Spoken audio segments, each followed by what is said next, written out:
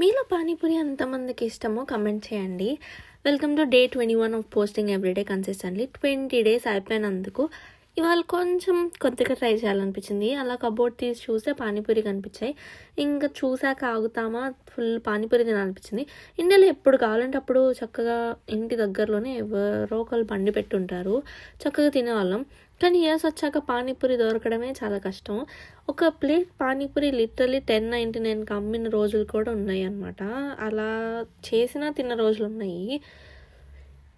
ఈసారి ఎందుకో ఇంట్లో ట్రై చేద్దామని చెప్పి లాస్ట్ టైం తెచ్చాము. లాస్ట్ టైం ఒకసారి ట్రై చేసాం కానీ పెద్ద సూపర్ రాలేదనుకుంటా. సో ఈసారి నేను ట్రై చేశాను.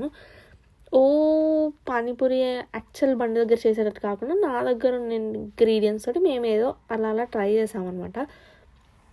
బఠానీస్ అవన్నీ కూడా ఫ్రిడ్జ్లో ఆ టైంకి ఉన్నాయి కాబట్టి పానీపూరి చేయగలిగాము. అండ్ ఇంకా అలా పానీపూరి చేసుకొని చిల్లుగా పెట్టుకొని ఇండియాలో ఉండుంటే సూపర్గా 2-3 ప్లేట్స్ తినేసేవాళ్ళము. మీలో ఎంతమందికి పానీపూరి అంటే ఇష్టమో కమెంట్ చేయండి.